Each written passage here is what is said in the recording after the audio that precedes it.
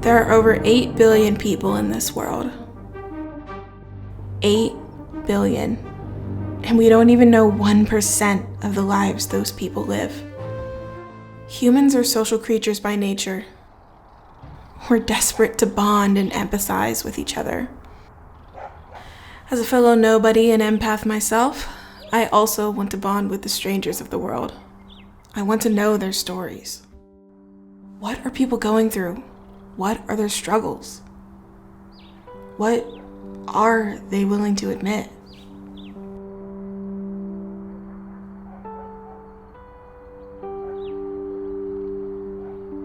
Clearly, I can't just walk up to a stranger and start asking personal questions. But the internet is a great place for people to be their unfiltered self. They'll share anything with strangers they'll never know or never meet. It's the perfect place for anonymity.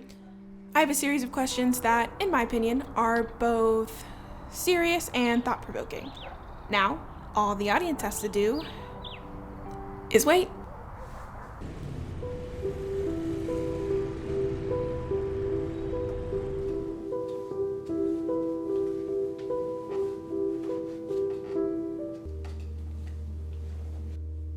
Here with me are the results of my study. I asked over a dozen questions, but I'm going to only go over the most impactful ones. First question, in as few words as possible, what do you live for? My son and my recovery, 4 years strong, better than ever. Cancer already tried to get me twice by the time I was 30. I watched the look in my mom's eyes, the anxiety on my dad's shoulders, and the devastation in my sister at the thought of it taking me. And that alone made me realize I can't do that to them. As flawed as they are, I can't break them. I had a near-death experience and it shook me into realizing what is so important in this world. It's the little things. Laughter, cozy bed sheets, a roof over your head, a leaf falling from a tree, the sound of rain on a window. Honestly, it opened my eyes up, and it stopped me from worrying about the silly things in life. What do you consider the biggest mistake of your life? I'll honestly never know if it was a mistake, but I flipped a coin to decide whether to go to college or leave home and hike the Appalachian Trail. Heads, I went to college and spent the next 4 years working on my degree. Tails, I grabbed my already packed gear and went on an adventure. It landed on heads.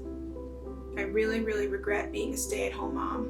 In my late 40s, I feel like life has passed me by and I really regret not keeping a career.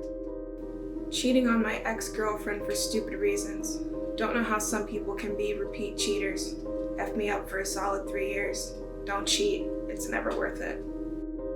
Getting upset with my father and slamming the door. This was the last moment I ever saw him alive before he passed away that night from a heart condition he had.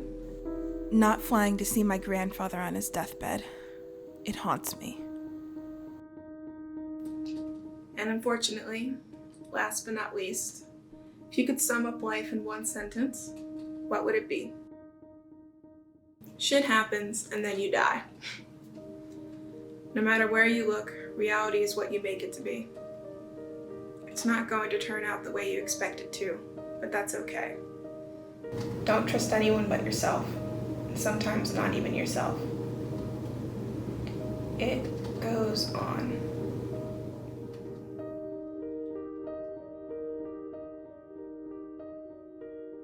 There were a lot of responses gathered from this study. Some of them were funny, some honest,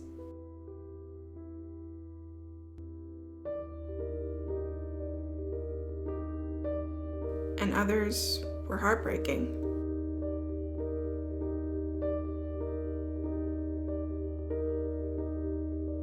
I'm a little upset that I didn't get to show all the responses that I wanted to, but I think it goes to show that we never know what someone is thinking, and we definitely don't know how complex humans' lives can be.